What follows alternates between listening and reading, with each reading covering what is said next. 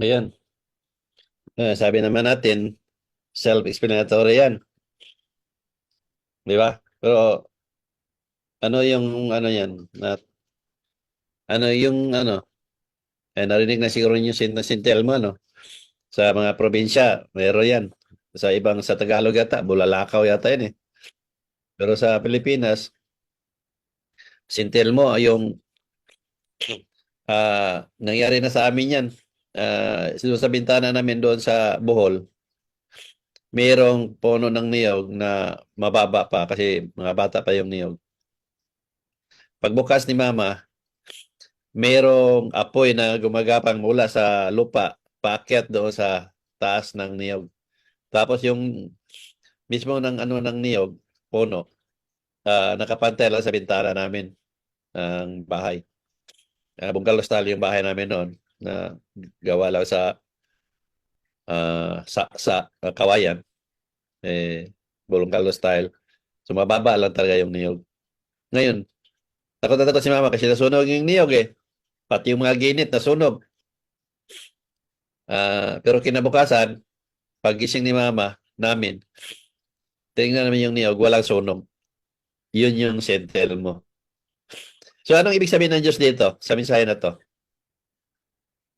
Meron ba kayong naisip? Ha? Hello? Hello, Brother Nars. Nandiyan ba kayo? Nandito kami. Dito pa, brother Nars. Nandiyan pala kayo eh. Soy, Akala ko nag-isa lang ako eh. dito po kami, Soy. Siguro ko lang kung nandyan ba kayo.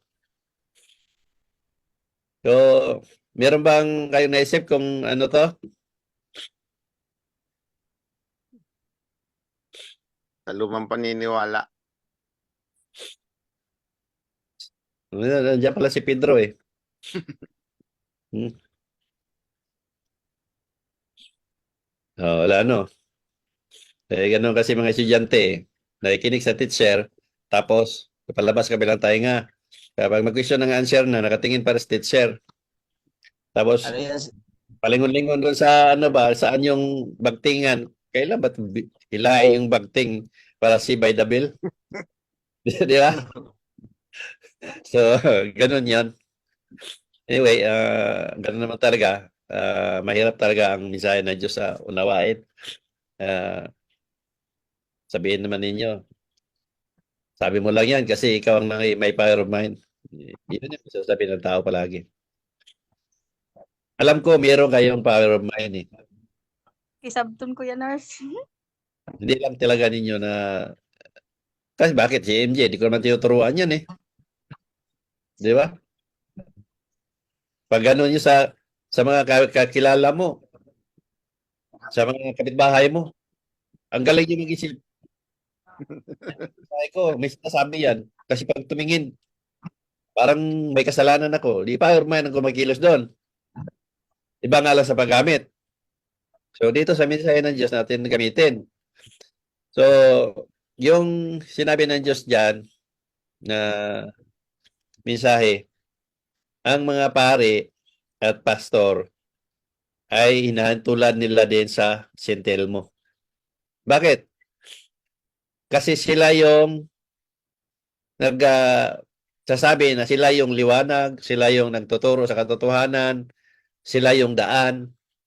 No, di ba? Yun ang turo nila eh.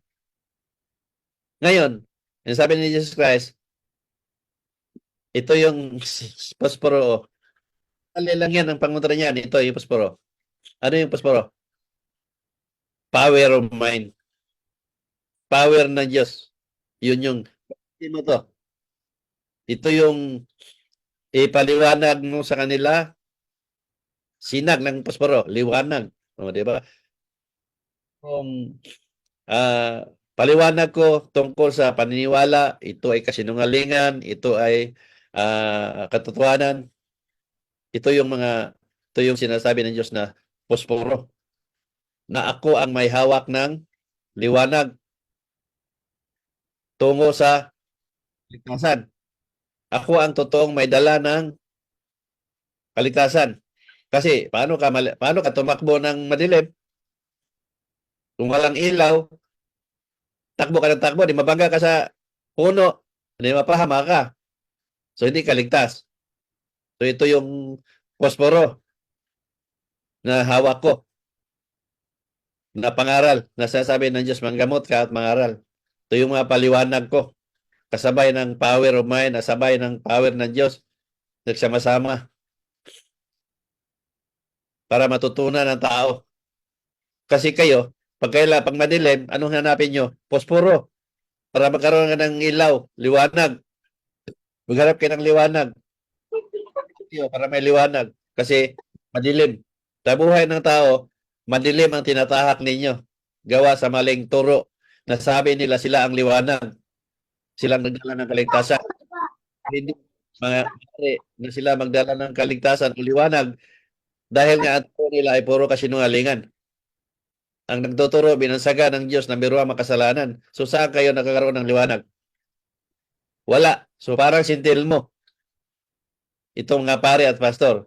Kaya nandito ako lumabas, ano nangyari?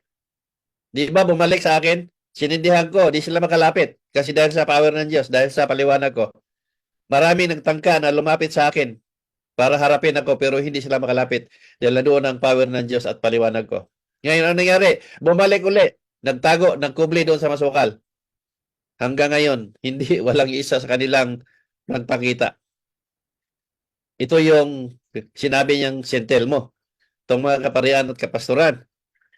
Para silang mga multo. O, di ba? Ngayon, yung pinakita ng Diyos na maraming kandila at dalawang kaluluwa lang. O, ito yung mga turo nila. Na pamisa, sa patay, na para iligtas. Yung may hindi, yun yung mga paliwanag ko doon na ang pamisa nga hindi na makaligtas. Kasi ang kaligtasan sa tao nasa buhay pa at wala sa panahong patay na. Paano pa niya may pakita sa Diyos na nagsisi siya sa pamagitan ng pag-iwas doon sa mga bagay na ginawa niya na alam niyang masama? Paano niya magawa ang mga bagay na kalooban ng Diyos o kalugod-lugod sa kalooban ng Diyos na hindi naman niya magawa yon dahil patay na? Paano pa niya masabing naniwala siya? Ito na paggawa ng mga bagay na gusto ng Diyos. Hindi na, di ba? So wala nang kaligtasan. Wala nang pagbabago. Wala nang pagsisisi. At wala nang paniniwala. Kasi hindi na niya magawa yun eh. Dahil ang patay na ang tao, sa loob ng 9 days, hahatulan na ng Diyos yan kung saan siya nararapat. Kung ano yung ginawa niya nung buhay pa.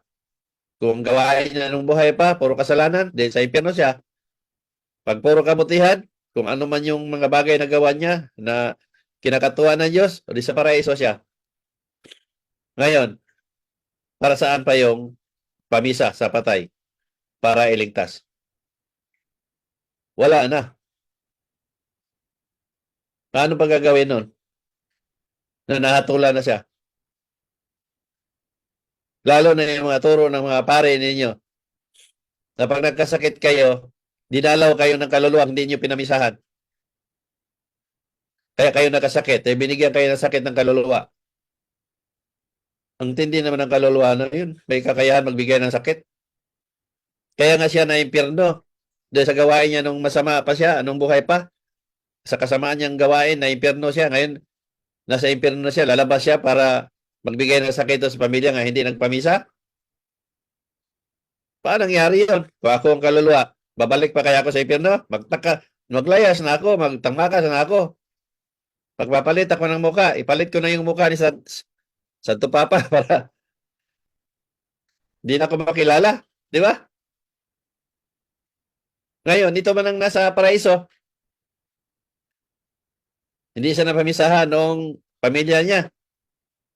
Ngayon, ang pamisa para iligtas ang kaluluwa. Paano siya iligtas? Yung naligtas na siya. Bakit pa kailangan pa siya pamisahan? Anong klase toro yun? Ligtas na, ipamisahan mo para iligtas? Klaseng mga turo yan. Yung mga pare ninyo, mga sinto-sinto siguro ito. Asa kayo makakita ng ligtas na iligtas nyo pa? Parang mga baliw siguro itong mga taong ito. Nag-aaral ng karami-raming tuwing, tapos yun lang pala ituro sa tao. Ngayon, anong meron sa pamisa? Pera. Ordinary, ang gusto mo? Ordinary? O espesyal? O, di ba? Gusto mo, taonan, lingguhan, buwanan, o kada misa. Iba-iba ang bayan yan. Dito ninyo makikita. Nagahaman sa kapangyarihan, gahaman sa pera. Pera ang sinasamba ng mga paring ito. Walang kaawa sa mga tao. Na pinagsamantalahan nila. Parang mabuhay. Ang mga turo nila na masama, ika nga, pero sila din ang gumawa. Kasalanan ang magsugal, kasalanan ang mag-inom, kasalanan ang babae, lahat kasalanan, pero sila ang gumawa. Gawain nila. O, di ba? Tapos kaninong pera yung ginamit ng mga pare na yan? Mga pastor na yan? Pera ng mga naniwala. Di ba? Yala sa beer house, pera ng mga nagsimba. Pera sa nagsugal. Pera sa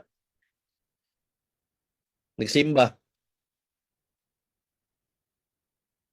Kahit naman sinong pare. Marami. Meron ng pare mayari ng manukan. O, hindi nga nagsabong siya sa lugar kung saan siya. Kung taga Cagayan de Oro siya, magsabong siya sa Iligan. Wala man siya nakakilala doon eh. Nagsabong siya sa Manila. Magderby sa Cebu. Malay ba ng taga Cebu? Nga pare pala siya. Di ba? Ganun mga gawain na pare. Ngayon, pagkakapang-rape yan, kanino pirang binigay doon sa doon sa nagreklamo? Pira ng mga nagsimba. O anong gagawin ng mga nasa kataas nila? Ilipat lang yung destino. Wala naman, hindi naman alam mga marami palang may kaso pala yun sa lugar na yun eh. Ilipat lang nila. So, ganun sila sama. Kayong mga naniwala, ano tawag ko sa inyo? Matino. Sabi ko talaga sa inyo, mga bugok. Mga inutil mag-isip. Bakit? Inutil. Nakita na nga ninyo yung pare ninyo, yun ang ginawa. Todo simba para kay sa pare. Todo. Maano pa sa pare. Todo serbi sa pare. Ipinagtanggol nyo pa. Ngayon, sinasabi ng kapwa nyo, uy, si Father, may babae naman yan eh. Nakita ko yun sa beer house eh. Ano sagot mo? Siyempre, tao lang si Father. Kaya nakakasala. O, tanga ka. Bakit? Naniwala ka na banal siya. Naniwala ka na pinag-utusan ng Diyos na walang batayan. Tapos ngayon, sasabihin mo, tao lang pala siya. O, di inutil ka mag-isip. Ganun ang isip ng tao. Tinuturuan ang sarili na ang mali gagawing tama. Inutil nga, mag-isip. Ako, hindi ako katulad ninyo mag-isip. Alam ko ang tama at mali. Hindi ako pag-utusan ng Diyos na may problema ako sa pag-iisip. Tulad ng sinasabi ng nakakarami. Yan si Rizal lalo, nabuang na yan. Nagpatotoo yan. Impostor yan. Ay ngayon, mayroong katapat yan na sinabi ng Diyos. Ang mga taong nagsasabing nabuang ka, nagpatotoo ka, impostor ka, o sinungaling ka, tandaan nila. Maaring buhay ang kapalit. Tuwing nasaktan ang damdamin mo, laging may kapalit. Wala silang sinasabi, walang lumalabas sa bibig nila, pero nababasa ko ang puso nila. Tandaan ng tao, ako ang nagbubukas sa pintuan ng paraiso at sa pintuan ng impyerno. So wala kayong lusot. Hindi ko man kayo naririnig, pero ang Diyos hindi niyo mapagtaguan. Kaya good luck sa inyong lahat.